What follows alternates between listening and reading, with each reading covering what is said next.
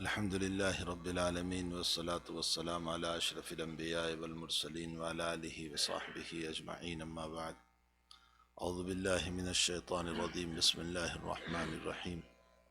إن المسلمين والمسلمات والمؤمنين والمؤمنات والقانتين والقانتات والصادقين والصادقات والصابرين والصابرات والخاشعين والخاشعات والمتصدقين والمتصدقات والصائمين والصائمات والحافظين فروجهم والحافظات والذاكرين الله كثيرا والذاكرات أعد الله لهم مغفرة وأجرا عظيما. صدق اللہ العظیم.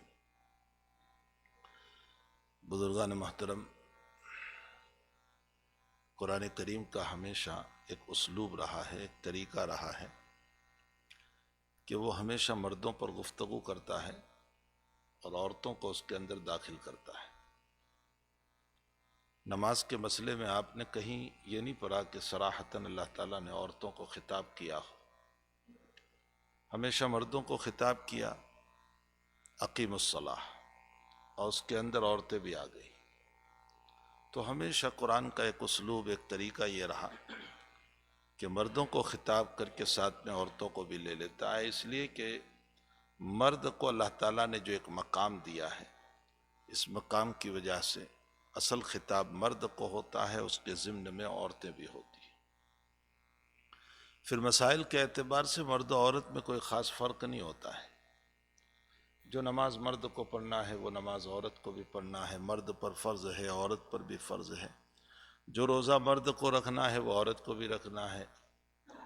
تو مسائل جزئیاتی اعتبار سے تھوڑا بہت فرق ہو سکتا ہے کہ مثلا عورت کی نماز کے اندر اس کے بعض طریق وہ ہیں کہ بیٹھنے کا طریق یا اس کو رفع یدین کا طریق، یہ مسائل جزئیاتی ہے، ورنہ نفسی عبادت مرد ہو یا عورت دونوں کی برابر ہے. ہاں، قرآن کریم میں بعض جگہ وہ بھی ہے کہ جہاں عورتوں کو خاص طور پر علیحدہ خطاب فرمایا. مثلا تمسخر کے سلسلے میں اللہ تعالیٰ نے مردوں کو بھی علیحدہ بیان کیا، عورتوں کو بھی علیحدہ بیان کیا. لا يسخر قوم من قوم عسى ان يكونوا خيرا منهم ولا نساء من نساء عسى ان يكن خيرا منهن. کوئی مرد کسی مرد کی مذاق نہ اڑائے، تمسخر نہ کرے. ایک مزاح ہوتا ہے، ایک مذاق ہوتا ہے. ایک مزاح ہے، ایک تمسخر ہے، دونوں میں فرق ہے. مزاح جائز ہے، نبی اکرم صلی اللہ علیہ وسلم سے ثابت ہے. مزاح کا معنی ہوتا ہے بات صحیح ہو لیکن اس میں تھوڑی سی دل لگی ہو، اس کو مزاح کہا جاتا ہے. اور تمسخر کا معنی ہوتا ہے کسی کی حقارت، ذلتی، بے عزتی، توہین، اس کو تمسخر کہا جاتا ہے. شریعت میں تمسخر جائز نہیں ہے، مزاح جائز ہے. حضور پاک صلی اللہ علیہ وسلم سے متعدد روایتوں میں مزاح ثابت ہے. حضرت ابو عمیر انس رضی اللہ تعالیٰ عنہ کے چھوٹے سے بھائی ہے، اور انہوں نے ایک چھوٹا سا چڑیا کی طرح ایک پرندہ پالا تھا اور وہ مر گیا، اس پر وہ غمگین تھے. تو حضرت نے یا ابا عمیر ما فعل النغیر، ابو عمیر تمہارے اس پرندے کا کیا ہوا، یہ کہہ کر ذرا سا ان کو چھیڑ دیا. بات صحیح ہے، وہ مر بھی گیا تھا. تو یہ ایک مزاح ہے. ایک عورت حضور پاک صلی اللہ علیہ وسلم کی خدمت میں آئی، بخاری شریف کی روایت ہے، اور فرمایا کہ یا رسول اللہ میرے لیے دعا فرما دیجئے کہ میں جنت میں جاؤں. حضرت نے فرمایا کہ کوئی بری عورت جنت میں نہیں جائے گی. تو وہ رونے لگی. تو حضرت نے فرمایا مطلب ساری عورتیں جوان ہو کر جنت میں جائے گی، بری ہو کر کوئی نہیں جائے گی. تو بات تو اپنی جگہ صحیح تھی، تو تھوڑی سی دل لگی بھی ہو گئی. اس طرح کی بہت ساری روایات ملتی ہے روایتوں کے اندر کہ جس کے اندر نبی اکرم صلی اللہ تعالیٰ علیہ وسلم نے مزاح فرمایا.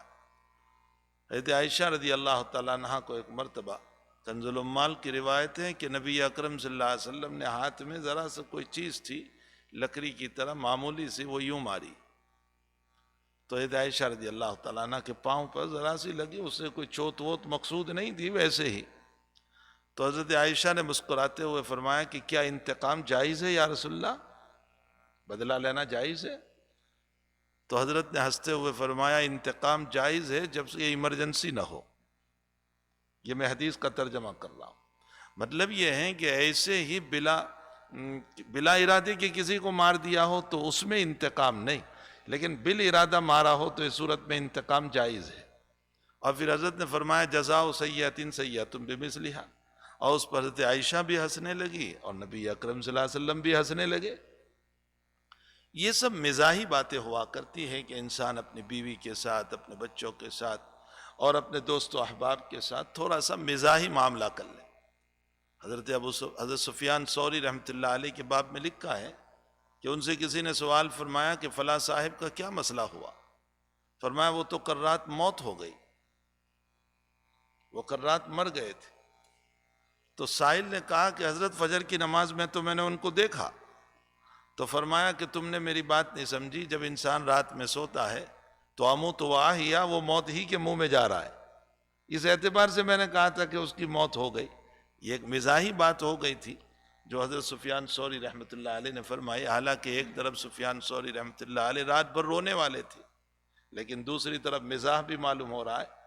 تو دل لگی، مزاح، تفریح یہ شریعت میں ممنوع نہیں ہے، لیکن تمسخر، مذاق اڑانا اس طرح پر کہ کسی کی توہین ہو، بے عزتی ہو، ذلتیاں ہو، آج کل ہمارے وہاں مزاح نہیں ہے، ہمارے وہاں تمسخر ہے، توہین ہے، بے عزتیاں ہے، ذلتیاں ہے، مذاق اڑانا ہے، شرعاً حرام ہے، یہ حرام، اس کی اجازت نہیں ہو سکتی۔ اسی کو قرآن میں اللہ نے مردوں کو بھی علیحدہ خطاب کیا اور عورتوں کو بھی علیحدہ خطاب کیا، لا یسخر قوم من قوم عسیٰ ان یکونوا خیرا منہم، کوئی قوم، کوئی مرد کسی مرد کی مذاق نہ اڑائے۔ ہو سکتا ہے جس کی تم مذاق اڑا رہے ہو، جس کو تم حقیر سمجھ رہے ہو، جس کو تم ذلیل سمجھ رہے ہو، جس کو تم چھوٹا سمجھ رہے ہو، بہت ممکن ہے کہ وہ تم سے بہتر ہو اللہ کی نظر میں۔ ہمیں نہیں پتا کس کا کیا مقام ہے، وہ اللہ ہی بہتر جانتا ہے۔ رب اشعث اغبر لو اقسم علی اللہ لابرہ اللہ تعالی۔ انس بن نضر رضی اللہ تعالیٰ عنہ کوئی بہت معروف مشہور صحابی نہیں ہے، ایک غیر معروف ہے، لیکن ایک مسئلے میں انہوں نے قسم کھا لی تھی اور اللہ نے ان کی قسم کو پوری فرمائی زمین پر رہتے ہوئے۔ تو اس وقت نبی علیہ السلام نے فرمایا کہ بہت سارے پراگندہ بالوں کا ٹھکانہ نہیں، کپڑوں کا ٹھکانہ نہیں، غربت کی زندگی ہے، کپڑے پھٹے ہوئے ہیں، کوئی ان کو پوچھتا نہیں، لیکن اللہ کے نزدیک اس کا مقام وہ ہوتا ہے کہ اگر وہ قسم کھا لے زمین پر تو اللہ ان کی قسموں کو پوری کرتا ہے۔ کس کا کیا مقام ہے اللہ کے وہاں ہمیں نہیں معلوم۔ حضرت عمر رضی اللہ تعالیٰ عنہ جیسا صاحب بصیرت سیدنا عبد القادر جیلانی رحمۃ اللہ علیہ فرماتے ہیں کہ بصیرت کا حال یہ ہے کہ وہ کلام فرما رہے ہیں اور اللہ وہی نازل فرما رہا ہے، اس سے بڑھ کر بصیرت کیا ہو سکتی کہ وہ اس زمین پر بول رہے ہیں۔ مثلاً آپ نے فرمایا کہ اللہ کے نبی میری خواہش ہے کہ آپ کی بیویاں جو ہیں وہ پردے میں رہیں، اس لیے کہ ہماری بیویوں کا مسئلہ اور آپ کی بیویوں کا مسئلہ علیحدہ ہے۔ ہماری بیویوں پر کوئی الزام آ گیا بہت تو میری ذات بدنام ہوگی، لیکن آپ کی بیوی پر الزام آ گیا تو پوری شریعت بدنام ہوگی، اس لیے آپ کا مسئلہ علیحدہ ہے۔ میری چاہت یہ ہے کہ آپ کی بیویاں پردے میں رہیں۔ یہ مشورہ دے رہے ہیں حضرت عمر، اور آسمان سے وحی اتر رہی ہے، قل لازواجک وبناتک ونساء المؤمنین یدنین علیہن من جلابیبہن، پیغمبر آپ کی بیویاں بھی اور امت کی عورتیں بھی وہ پردے میں رہا کریں، جو ہے پردے میں رہا کریں۔ ابھی ہمارے وہاں پردہ کا مسئلہ بہت چلا ہے، وہاں ہمارے انڈیا میں بہت چلا ہے کہ بھائی حجاب کی کیا ضرورت ہے اور یہ مسئلہ بیکار کا ہے۔ سب سے بڑی وجہ ان لوگوں کو سبق پڑھانے والے ہم ہی ہیں۔ جب ہماری عورتوں میں سے بہت سی عورتوں نے حجاب کو نہیں قبول کیا یا استعمال نہیں کیا، نتیجتاً ان کے دماغ میں یہ بات بیٹھ گئی کہ پردہ ضروری نہیں۔ اگر ہماری عورتیں پردوں کا اہتمام کرتی تو قطعاً ان کے دلوں پر یہ بات نہ آتی کہ پردہ ضروری نہیں۔ یہ ایسا ہی مسئلہ ہے جیسا کہ داڑھی کا مسئلہ۔ داڑھی کے مسئلے کے باب میں یہ لوگ کہہ رہے ہیں کہ داڑھی ضروری نہیں ہے اسلام میں، حالانکہ داڑھی واجب ہے۔ نبی علیہ الصلوۃ والسلام نے اپنی پوری زندگی میں داڑھی جو ہے نہیں منڈوائی، خسخسی نہیں بنائی۔ ہاں، عبداللہ ابن عمر کی روایت سے معلوم ہوتا ہے کہ ایک مشت سے زائد کی اجازت ہے۔ بخاری شریف کی روایت ہے کتاب اللباس کی کہ حضرت عبداللہ ابن عمر کا معمول یہ تھا کہ یوں پکڑتے تھے اور ایک مشت سے جو زائد ہوتی تھی اس کو کاٹ لیتے تھے. اسی طرح اس طرف بھی. وہاں علماء نے یہ لکھا ہے کہ ابن عمر کا عمل یقیناً سنت کے تابع ہے، تو انہوں نے نبی اکرم صلی اللہ علیہ وسلم کو دیکھا ہے اسی لیے یہ کام کر رہے ہیں. تو یہ تو ہے. باقی یہ کہ داڑھی بالکل مڈانا، خسخسی کرانا، بالکل چھوٹی کر دینا، یہ آپ صلی اللہ علیہ وسلم کی پوری زندگی میں ثابت نہیں ہے. اس کا مطلب حضرت نے اپنی پوری داڑھی کے رکھنے میں مواظبت فرمائی، اور مواظبت رسول واجب ہے، یعنی جو کام حضرت نے ہمیشہ کیا ہو وہ وجوب کا درجہ رکھتا ہے. اب ان لوگوں کے دماغ میں اس لیے بات بیٹھ گئی کہ ہمارے کچھ مسلمانوں نے خود داڑھی کو جب نکال دیا تو ان لوگوں نے کہا کہ بھئی مسلمانوں کے وہاں داڑھی ضروری نہیں. ورنہ اور قوم ہے، دیکھ لیجئے کہ جنہوں نے اپنے امامے کو ہمیشہ باندھا، تو وہ چاہیں فوج کے اعلیٰ مرتبے پر ہو تو بھی وہ اپنے امامے کے ساتھ رہیں گی، وہ اپنی داڑھی کے ساتھ رہیں گے، وہ اپنا تشخص، اپنی پہچان، اپنا تعارف ایک تلوار کے ذریعے سے رکھتے ہیں. اور یہ کہتے ہیں کہ ہم کسی بھی عہدے پر ہوں گے، چاہے ہم پی ایم بن جائیں یا سی ایم بن جائیں، لیکن ہم اپنی اس علامت کو ختم نہیں کریں گے. انہوں نے اپنی علامت کو، جو مذہبی علامت تھی، اس کو انہوں نے باقی رکھا، تو حکومتوں نے بھی اس کو قبول کیا. اور ہم مسلمان ہو کر کے ہمیں جو شریعت دی گئی تھی نبی اکرم صلی اللہ علیہ وسلم کی طرف سے، اس کو جب ہم نے ختم کر دیا تو نتیجہ یہ ہوا کہ ان کے دماغ میں یہ بات بیٹھ گئی کہ یہ چیز ضروری نہیں ہے. یہی مسئلہ حجاب اور پردے کے باب میں بھی آیا کہ حجاب اسلام میں ضروری نہیں. میں نے ابھی مستورات کے اندر ایک بات کہی تھی، یہاں بھی میری مائیں اور بہنیں سنیں، کہ جو لوگ حجاب کا انکار کر رہے ہیں ان لوگوں سے ہم یہ کہنا چاہتے ہیں کہ آپ ذرا راستوں پر جو کھانے کے جو نظام ہوا کرتے ہیں، جو غریب قسم کے لوگ کھایا کرتے ہیں، لاری گلے کے اوپر سے لے کر کے جو ایک عام راستے پر ہوا کرتا ہے، ہم آپ سے گزارش کر رہے ہیں کہ آپ جو مہذب لوگ ہیں، تہذیب یافتہ لوگ ہیں، معزز لوگ ہیں، عزت والے لوگ ہیں، آپ ذرا اس لاری پر آ کر اس راستے پر بیٹھ کر کھائیے. تو آپ کا جواب ہوگا کہ مہذب لوگ اس طرح نہیں کھایا کرتے، ہم تو گھروں میں چھپ کر کھاتے ہیں، اس لیے کہ ہم تہذیب والے ہیں، ہم مہذب لوگ ہیں، ہم معزز لوگ ہیں، اس طرح نہیں کھایا کرتے. تو اس سے یہ ثابت ہوتا ہے کہ مہذب اور معزز کو رو پر نہیں لایا جائے گا، راستوں پر ظاہر نہیں کیا جائے گا. تو بھلا عورتوں سے مہذب اور معزز کون ہو سکتا ہے؟ اس لیے اسلام بھی یہ چاہتا ہے کہ یہ پردوں میں رہے، اس کو روڈ پہ نہ پھینکا جائے، اس کو عام نہ بنایا جائے. اور مزید ایک دلیل میں نے یہ دی کہ دیکھیے ہر مہذب اور معزز چیز کو پردے میں رکھا جاتا ہے. کعبۃ اللہ مہذب ہے، معزز بھی ہے، تو اس کو غلاف کعبہ میں رکھا گیا. قرآن کریم معزز بھی ہے، مہذب بھی ہے، اس کو جزدان میں رکھا گیا. تو ہر وہ چیز جو مہذب اور معزز ہوتی ہے اس کو پردے میں رکھا جاتا ہے. وہ عورت جس کے کوکھ سے اولاد جنم لینے والی ہے، اور جو کوئی ولی کامل اور کوئی صوفی اور کوئی ابدال اور کوئی غوث اور کوئی قطب اور کوئی حافظ اور کوئی عالم بننے والا ہے، نیک لوگوں کا وجود جن سے ہونے والا ہے، اس عورت کو آپ ناول بنانا چاہتے ہیں اور ہم قرآن کا درجہ دینا چاہتے ہیں. ناول راستے میں پھینک دی جاتی ہے، اس کی کوئی عزت نہیں ہوتی ہے، اس کو ایسے ہی پھینک دیا جاتا ہے. آپ نے اس کو ناول کا درجہ دینا چاہا، ہم اس کو قرآن کا درجہ دینا چاہتے ہیں.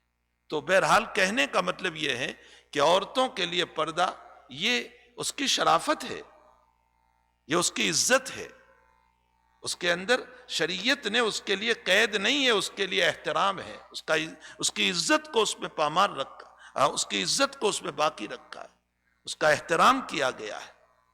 اور ایک عجیب و غریب بات ہے، جیسے کہ ایک مرتبہ ایک رکا مجھ پر آ گیا تھا، اس رکے میں یہ پوچھا گیا تھا کہ آپ نے یہ جو حدیث شریف میں نبی اکرم صلی اللہ علیہ وسلم نے فرمایا کہ عورت کو ناقصات عقل پیدا کیا، تو کہا اس میں کوئی توہین تو ہماری نہیں ہو رہی؟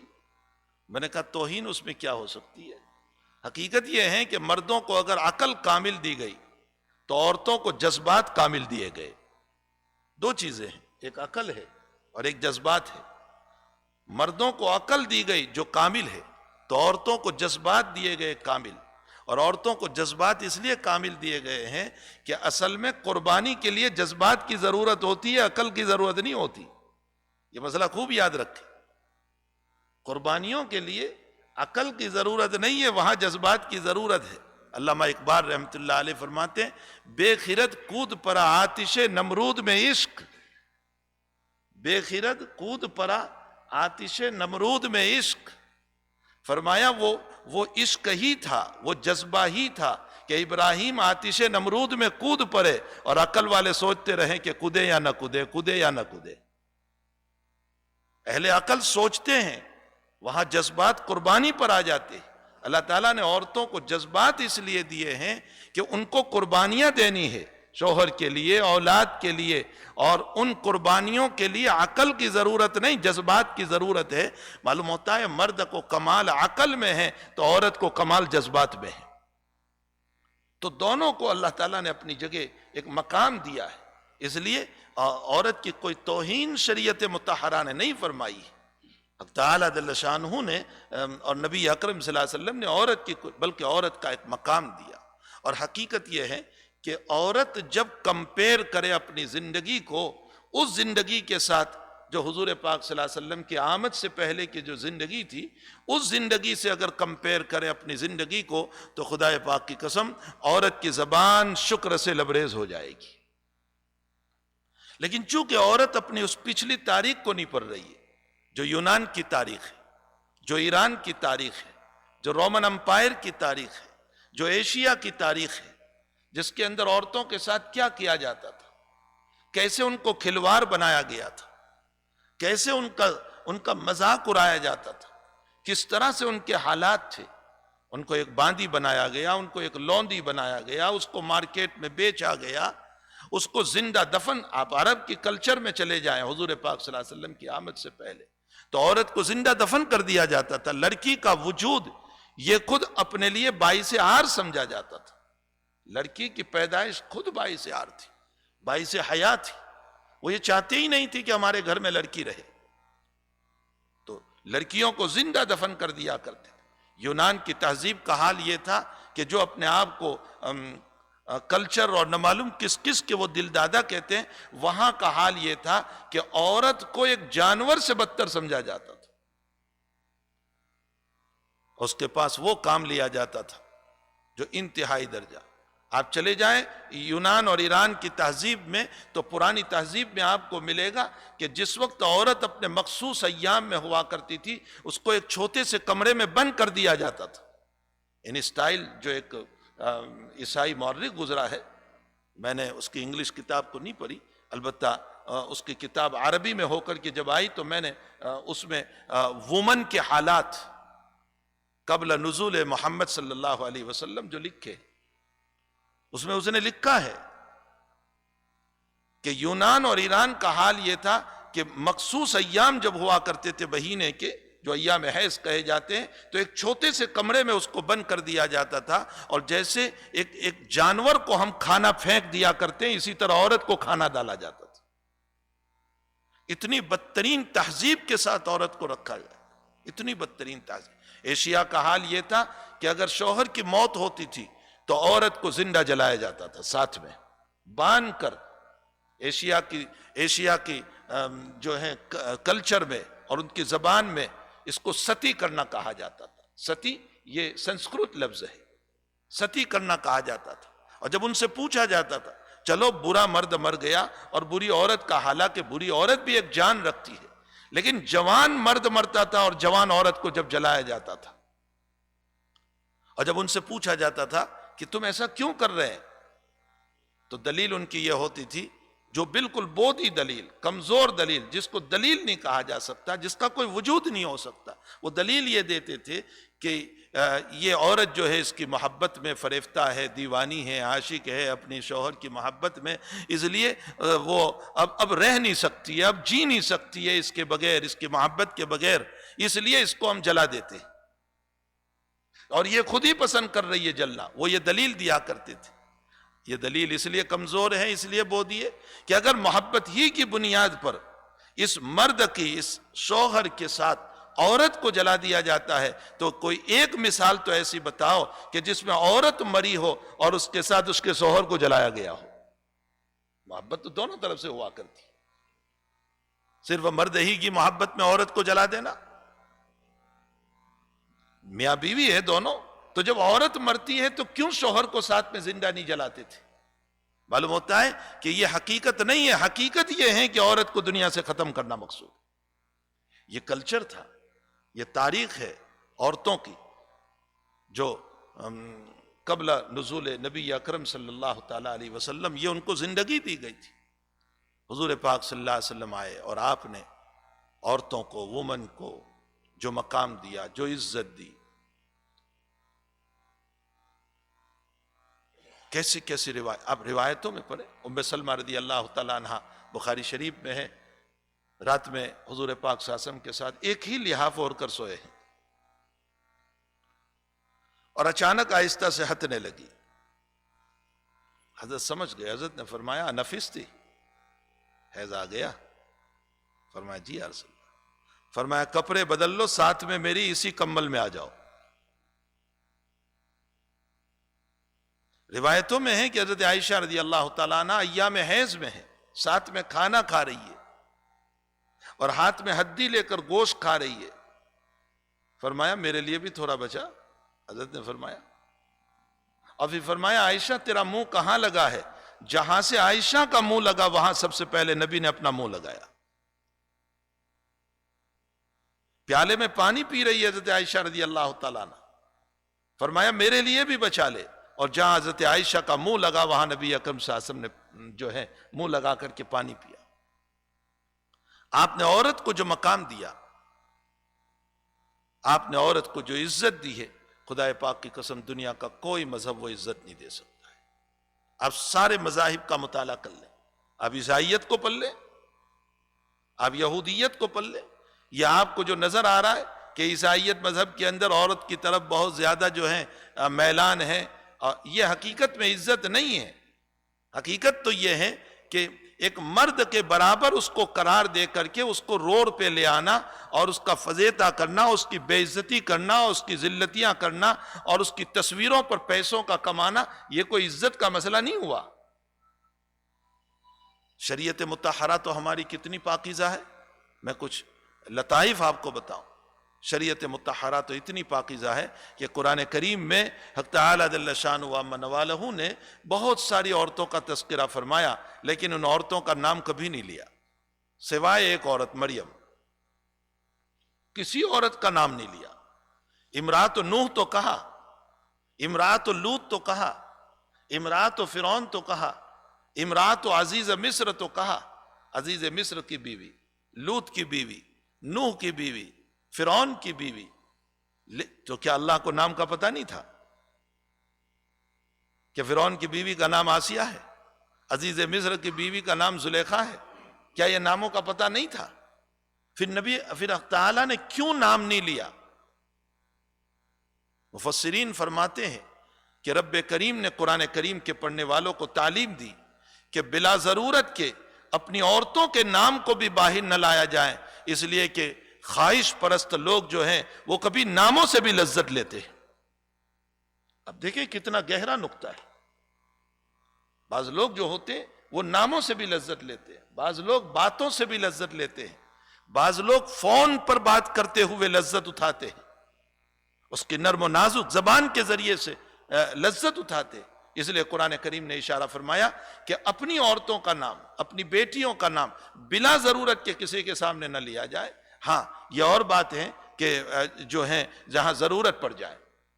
اب اگر کوئی اشکال کرے کہ ازواج مطہرات کا نام آیا, حضرات ازواج مطہرات کو شریعت واضح کرنا تھا, مسائل کو واضح کرنا تھا. باہر کی شریعت صحابہ سے محفوظ ہوئی اور اندر کی شریعت ازواج مطہرات سے محفوظ ہوئی. لا محالہ اندر کی شریعت کو قیامت تک چلانا ہے, اس لیے ازواج مطہرات کا نام آیا. تو قرآن کریم نے اس بات کی طرف اشارہ فرمایا. بلکہ اور ایک نقطہ عجیب و غریب صاحب ظلال القرآن نے لکھا. صاحب ظلال القرآن فرماتے ہیں کہ قرآن کریم پر اگر آیتوں پر ہم غور کریں تو مریم علیہ السلام کا نام تو اس لیے لیا گیا ہے, مریم علیہ السلام کا نام اس لیے لیا گیا ہے کہ کچھ لوگوں نے ان سے پیدا ہونے والے بیٹے کو رب مان لیا, اللہ کہہ دیا, غوث کہہ دیا. تو اللہ کو اس مسئلے کی وضاحت کرنی پڑی کہ یہ رب بھی نہیں ہے, غوث بھی نہیں ہے, اللہ بھی نہیں ہے, کچھ نہیں ہے, یہ ایک عورت سے پیدا ہوا ہے اور اس عورت کا نام مریم ہے. اس مسئلے کی وضاحت کے لیے ان کا نام لیا گیا. اور ساتھ ساتھ صاحب ظلال القرآن فرماتے ہیں کہ دیکھیں رب کریم نے قرآن کریم میں عورتوں کے لیے جہاں میاں بیوی کے مسائل کو بیان فرمایا، عمومی طور پر امراتن کا لفظ استعمال کیا. عمومی طور پر امرات نوح، امرات لوط، امرات فرعون، زوجہ کا لفظ صرف دو لوگوں کے لیے استعمال ہوا، ایک ابراہیم علیہ السلام کی زوجہ کے لیے اور ایک نبی اکرم صلی اللہ علیہ وسلم کی بیویوں کے لیے. کل ازواجک و بناتک، زوجہ کا لفظ، حالانکہ زوجہ کا معنی بھی ہوتا ہے بیوی، اور امراتن کا معنی بھی بیوی. امرات نوح، نوح کی بیوی. لیکن صاحب ظلال القرآن فرماتے ہیں کہ امراتن اور زوجہ میں فرق ہے. اللہ کرے کہ ہماری مائیں سن رہی ہیں تو اس مسئلے کو سمجھے. امراتن اور زوجہ میں فرق ہے. امراتن اس عورت کو کہتے ہیں جو نکاح میں تو آئی لیکن شوہر کی طبیعت کے موافق نہ بنی، اسے امراتن کہا جاتا ہے. نوح علیہ السلام کی بیوی نوح کے نکاح میں آئی لیکن ایمان نہیں لائی. لوط علیہ السلام کی بیوی لوط کے نکاح میں آئی، ایمان نہیں لائی. عزیز مصر کی بیوی زلیخا ایک وقت تک جب عزیز مصر کے نکاح میں تھی تو اس کی عدم وفاداری کا حال یہ ہے کہ یوسف کو دل دے چکی، اور جب آگے بڑھی اور ایمان لے آتی ہے تو پھر یوسف سے نکاح کا مسئلہ. آپ ایک ایک واقعے کو اٹھا کر کے دیکھتے چلے جائیں، امرات نوح، امرات لوط، امرات فرعون. اور زوجہ کس کو کہتے ہیں؟ جو نکاح میں آنے کے بعد شوہر کی وفادار ہو، اس کو زوجہ کہا جاتا ہے. نبی علیہ السلام کی ساری بیویاں جو ہیں وہ حضرت کی وفادار تھی، اور وفاداری کا حال تو یہ تھا کہ مرض الوفات میں جب آپ کی بیماری بہت شدید ہو گئی، بہت سخت ہو گئی، تو ام حبیبہ رضی اللہ تعالیٰ عنہ کہنے لگی اللہ کے نبی میں چاہتی ہوں اگر اللہ ایسا کیوں نہیں کرتا میری عمر آپ کو مل جائیں، آپ کی بیماری مجھے مل جائیں، میں مر جاؤں آپ زندہ رہیں. تو دوسری عورتیں بیٹھی ہوئی تھی، انہوں نے یوں اشارہ کیا. شوکنوں کا مزاج ہوتا ہے، شوکنوں کا، وہ ایسے کلمات کو کہاں برداشت کر سکتی ہے.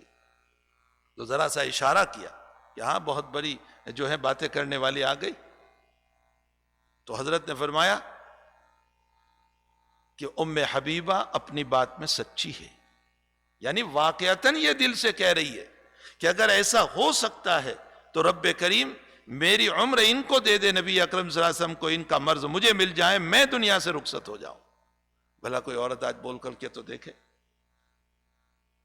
آج تو مسئلہ یہ ہوگا کہ اچھی بات ہے آپ تشریف لے جائیں، میں اپنی اولاد کے ساتھ زندگی گزار لوں گی.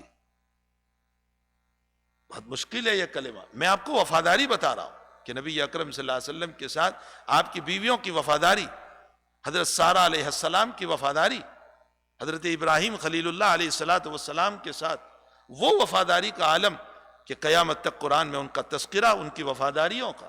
اس کو زوجہ کہا جاتا ہے. صاحب ظلال فرماتے ہیں نکاح میں آنے کے بعد وفاداری کی زندگی نہ ہو تو امراتن ہے، اور اگر نکاح میں آنے کے بعد وفاداری کا مسئلہ ہے تو اس کو زوجہ کہا جاتا ہے. اس لیے میں جب یہ نقطہ بیان کرتا ہوں تو ہمیشہ دعا کرتا ہوں اللہ ہماری بیویوں کو بھی زوجہ بنا دے، امراتن سے نکل کر کے وہ زوجیت کی زندگی کے اندر آ جائے تاکہ ان کے اندر وہ جوہر، وہ وفاداری کا مسئلہ پیدا ہو جائے. تو خیر میں یہ کہہ رہا تھا کہ اگر موجودہ حضور پاک صلی اللہ علیہ وسلم کے آنے کے بعد کی زندگی اور آپ صلی اللہ علیہ وسلم سے پہلے کی زندگی، اگر دونوں کے درمیان مقابلہ کیا جائے تو عورتوں کی زبان سے شکر کا کلمہ نکلے گا کہ کہاں وہ ہمارے اوپر ظلم و تشدد کی زندگی تھی اور کہاں یہ زندگی ہے ہماری کہ حضور پاک صلی اللہ علیہ وسلم نے ہمیں جو مقام دیا، جو احترام دیا. کوئی مذہب آج آپ اٹھا کر کے دیکھ لیں، کسی مذہب کے اندر عورت کو میراث کا حق نہیں دیا گیا. صرف اسلام مذہب ایسا ہے کہ جس میں عورت کو بھی میراث کا حق دیا گیا. قدیم زمانے میں ایک رواج تھا منہ بھر جائی، یہ کہاوت ہے. اب آپ تو اردو کہاوت کیا جانو گے، اردو ہی نہیں جانتے تو اردو کہاوت کیا جانو گے. منہ بھر جائی ایک کہاوت تھی. منہ بھر جائی کا مطلب یہ ہوتا ہے کہ کسی کو کچھ دے کر کے خوش کر دینا، اس کو کہا جاتا ہے منہ بھر جائی. تو چونکہ عورتوں کو میراث کا مسئلہ ہی نہیں تھا، تو باپ کیا کرتا تھا؟ باپ اپنی بیٹی کے نکاح پر اس کو کچھ دے دیا کرتا تھا جہیز کے نام پر، اور کہہ دیا کرتا تھا بیٹی میں نے تیرا منہ بھر دیا، اب میرے مرنے کے بعد میرے بچوں سے کچھ نہ مانگنا۔ اس کو کہا جاتا ہے منہ بھر جائی۔ بس وہی رسم جہیز کی چلی آئی۔ آج بھی آپ ہندوتو میں چلے جاؤ اور مذاہب میں چلے جاؤ، وہاں میراث نہیں ہے، نکاح کے موقع پر باپ جو دے دیتا ہے دے دیتا ہے، باقی اس کے علاوہ میراث عورتوں کے لیے نہیں ہے۔ اگر میراث دلائی ہے تو محمد الرسول اللہ صلی اللہ علیہ وسلم نے عورتوں کو دلائی، ماں کو میراث دلائی، بیوی کو میراث دلائی، بچی کو میراث، بیٹی کو میراث دلائی، بہن کو میراث دلائی۔ میراث کا ایک سلسلہ ہے۔ قرآن کریم میں اللہ تعالیٰ نے مستقل اس پر رکوع نازل فرمایا، یوصیکم اللہ فی اولادکم کا جو پورا رکوع ہے وہ نازل فرمایا۔ حافظ صاحب پر تھوڑا سا یہ مشکل ہو جاتا ہے پڑھنے کے موقع پر، تو میں اکثر ایک جملہ کہتا ہوں کہ اس کی تلاوت بھی مشکل ہے اور عمل بھی مشکل ہے۔ تلاوت بھی حافظ صاحب کے لیے مشکل ہے اور اس پر عمل کرنا بھی مشکل ہے، اس لیے کہ جب بہن کی میراث کا مسئلہ آتا ہے تو ہر ایک کے لیے پریشانی ہوتی ہے۔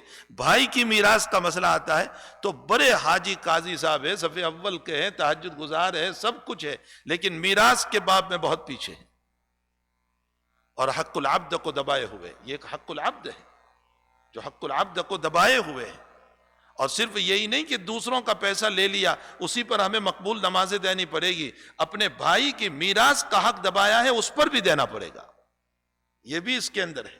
یہ حق العبد ہے جو ناجائز ہے، حرام ہے۔ تو میراث کا مسئلہ شریعت مطہرہ نے دیا۔ ایک مسئلہ ایسا ہے کہ جس کو لے کر کچھ لوگ اشکال اسلام پہ کر دیا کرتے، اتنی ساری فیسلٹی دی وہ تو نظر نہیں آتی، ہمیشہ عیب ڈھونڈنے والوں کو تنکے نظر آتے ہیں اور خوبیاں نظر نہیں آتی۔ یہ دنیا کا اصول ہے، بالکل جہاں بھی آپ چلے جائیں یہ دنیا کا اصول ہے، خوبیاں نظر نہیں آتی، معمولی سا تنکا نظر آتا ہے۔ شریعت مطہرہ میں یہ کہا گیا کہ اگر وارث پہلے مر گیا، یعنی بیٹا پہلے مر گیا باپ سے پہلے، تو اب وہ بیٹا محروم ہو جاتا ہے اپنے باپ سے۔ تو اب وہاں ایک اشکال کر دیا لوگوں نے، اشکال یہ کیا کہ اس کے پوتے کو میراث ملنی چاہیے، اس لیے کہ یہ پوتا تو یتیم ہو چکا ہے تو اور زیادہ محتاج ہوا۔ حقیقت یہ ہے کہ فلسفہ اسلام ہی کو نہیں سمجھے۔ اسلام نے ایک اصول بنایا اور وہ اصول یہ ہے کہ مورث کی موت پر وارث کا موجود ہونا ضروری ہے۔ اگر وارث موجود ہیں، اسی لیے تو مسئلہ آیا کہ وارث جیل میں پڑا ہوا ہے 20 سال سے تو بھی وارث ہوگا، اس لیے کہ موجود ہے، اس کی میراث سے محروم نہیں کیا جائے گا۔ تو مورث یعنی مرنے والے کی موت پر وارث کا موجود ہونا ضروری ہے، اور یہاں وارث موجود نہیں ہے، بیٹا موجود نہیں ہے، اس اصول پر اس کو میراث نہیں ملی تو اس کی اولاد کو بھی نہیں ملی، پوتے کو۔ لیکن دوسری طرف شریعت مطہرہ یہ کہہ رہی ہے کہ اگر تیرا بیٹا پہلے مر گیا اور اس کی اولاد زندہ ہے تو دادا تو نکما ہے، تو حیات ہے، اپنے پوتوں کو اپنی حیاتی میں تو جتنا دینا چاہے دے سکتا ہے، حتیٰ کہ بیٹے کو جتنی میراث ملتی اسے زیادہ بھی اگر تو پوتوں کو دے دے تو تجھے کوئی پوچھنے والا نہیں کی۔ ہم نے شریعت کو سمجھائی کہاں ہے؟ اگر یہ دادا اپنی حیاتی میں اپنے پوتے کو دے دے، کس نے منع کیا؟ گفت کے نام پر، ہدیے کے نام پر، اسلام نے اس سے بالکل منع نہیں کیا ہے۔ بہرحال میرے بھائیو، حقیقت یہ ہے کہ اللہ تعالیٰ نے قرآن کریم کے اندر بعض ہی جگہوں پر عورتوں کا ذکر کیا ہے جو مسائل اہم تھے۔ ان اہم مسائل کے اندر تمسخر کا مسئلہ بھی تھا کہ مذاق نہ اڑاؤ، وہاں عورتوں کو بھی خاص طور پر کہا گیا کہ مذاق نہ اڑاؤ، ہو سکتا ہے جس عورت کی تم مذاق اڑا رہے ہو اس کا مقام اللہ کے نزدیک بہت بلند ہو، بہت بلند ہو۔ حضرت بلال حبشی رضی اللہ تعالیٰ عنہ دنیا کے اعتبار سے بظاہر غلام ہے، لیکن حضرت عمر رضی اللہ تعالیٰ عنہ صاحب بصیرت، میں نے بتایا بصیرت کا حال یہ کہ زمین پر بول رہے ہیں اور اللہ وہی اتار رہا ہے۔ حضرت عمر رضی اللہ تعالیٰ عنہ نے ایک مرتبہ ارادہ ظاہر فرمایا کہ یا رسول اللہ میرا جی چاہتا ہے کہ مقام ابراہیم پر کوئی نماز پڑھی جائے، اس لیے کہ مقام ابراہیم مقدس جگہ ہے۔ لیکن چونکہ صاحب شریعت پر کوئی وحی نہیں اتری تھی، اس لیے آپ نے کوئی بات ارشاد نہیں فرمائی، اللہ تعالیٰ نے وحی بنا کر کے اتارا وَاتَّخِذُوا مِن مقام ابراہیم مصلی۔ اگر عمر کی چاہت اور ارادہ ہے کہ مقام ابراہیم پر کوئی نماز بطور تبرک پڑھی جائے تو رب بھی کہہ رہا ہے کہ وہاں 2 رکعت طواف کے بعد کی پڑھ لیا کرو، یہ مقدس جگہ ہے۔ یہ صاحب بصیرت ہے، اور بصیرت میں انشاءاللہ عصر کے بعد کی مجلس میں 2-3 باتیں عرض کروں گا۔ بصارت تو اللہ سب کو دیتا ہے، بصیرت متقیوں کو دیتا ہے، یہ بہت سمجھے۔ ظاہری آنکھ جو ہے نا وہ تو ماننے والوں کو بھی دیتا ہے، نہ ماننے والوں کو بھی دیتا ہے، باغی کو بھی دیتا ہے، اس کا گن گانے والے، اس کی تعریف کرنے والوں کو بھی دیتا ہے، اپنوں کو بھی دیتا ہے، پرایوں کو بھی دیتا ہے۔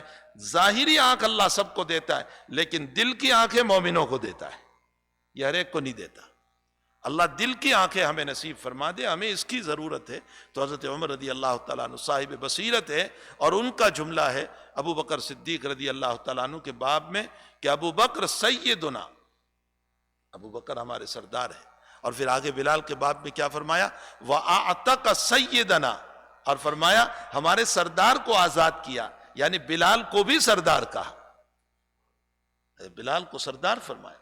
جس دن بلال کا انتقال ہوا، حضرت عمر نے فرمایا مات سیدنا، کوئی معمولی انسان نہیں مرا ہے، ہمارا آقا مر گیا۔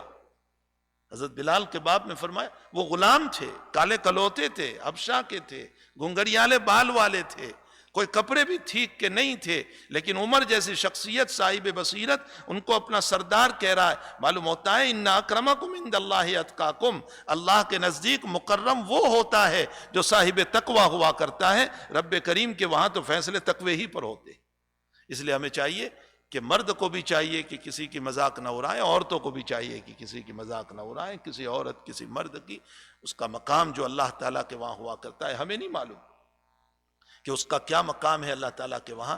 اسی طرح اس آیت کے اندر بھی اللہ تعالیٰ نے تذکرہ فرمایا جو میں نے پڑھی تلاوت کی، ان المسلمین والمسلمات والمؤمنین والمؤمنات، مسلمان مرد عورت، مومن مرد عورت، قناعت کرنے والے مرد اور عورت، اپنے باڈی اور بدن کی حفاظت کرنے والا مرد اور اپنے باڈی اور بدن کی حفاظت کرنے والی عورت، روزہ رکھنے والے مرد اور روزہ رکھنے والی عورتیں، والحافظین فروجہم والحافظات والذاکرین اللہ کثیرا والذاکرات، ذکر کرنے والا مرد، ذکر کرنے والی عورتیں، مرد ہی کے لیے ذکر نہیں ہے، عورتوں کے لیے بھی ذکر ہے۔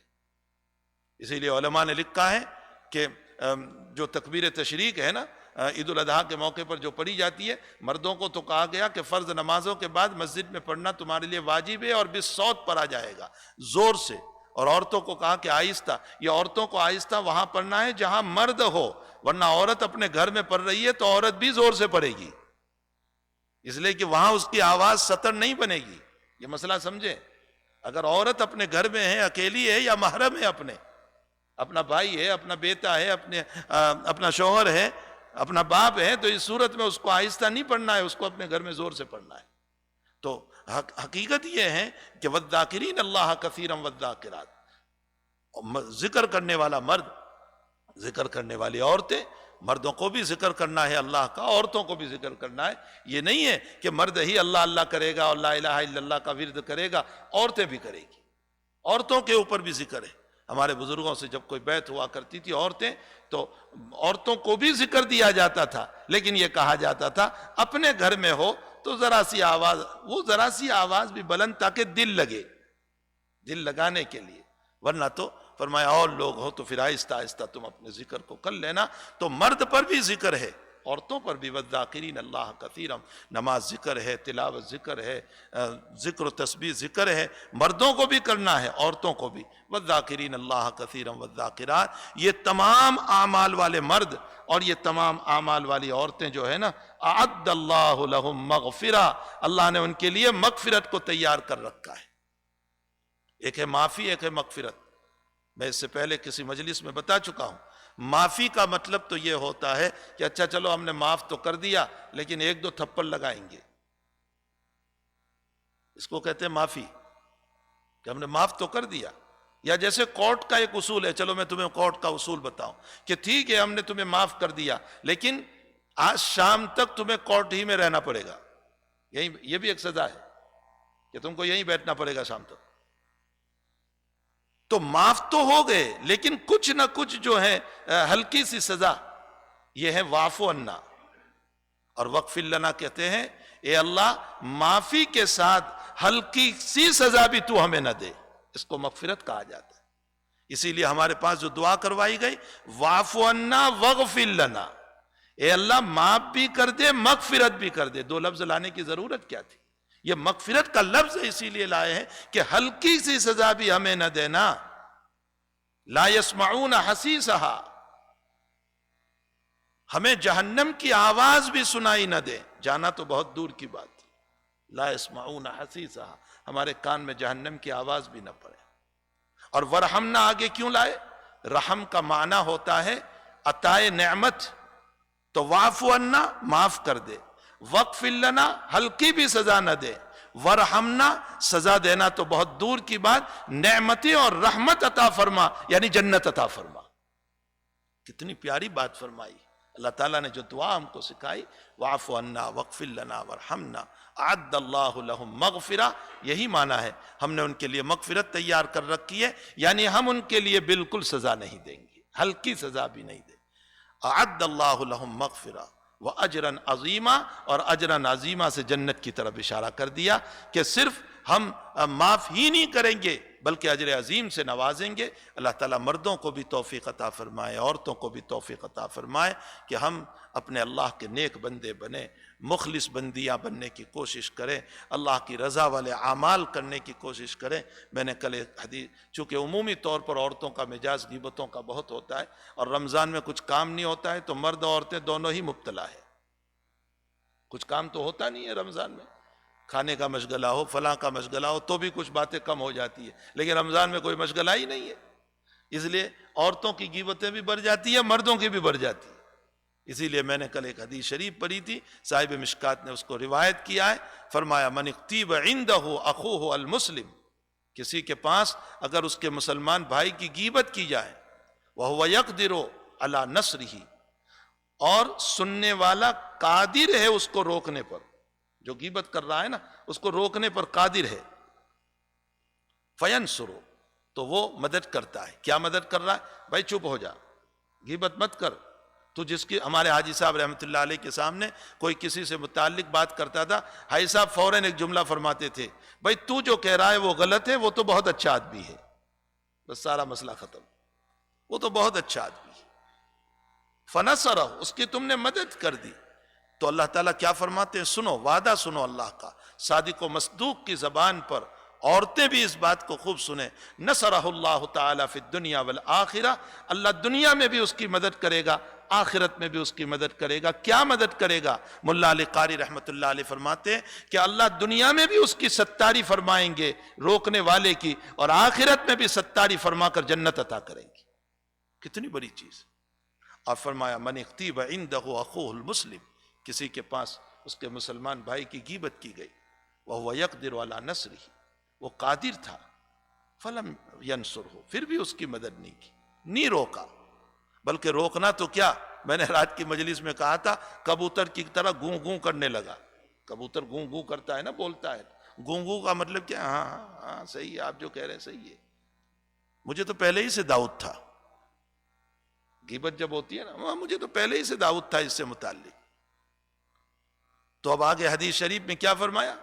اگر ہم نے اس کی مدد نہیں کی، نہیں روکا، ادرکہ اللہ تبارک و تعالی فی الدنیا والآخرہ، جب دعوت کا مسئلہ نکالا ہے تو اب اللہ آؤٹ کرے گا ہم کو، اپنی رحمت سے آؤٹ کرے گا، نکالے گا۔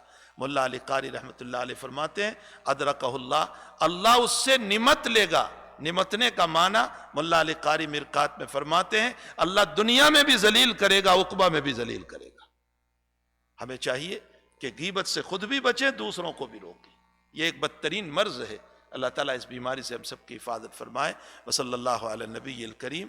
ختم خواجگاہ بھی ہوگا اور اس کے بعد مختصر دعا ہوگی۔ اللہ ہم سب کو اپنی رحمتوں سے، مغفرت سے اپنی معاف فرما دے، اور اپنی معرفت ہم سب کو نصیب فرمائے۔ صلی اللہ علی النبی الکریم برحمتہ۔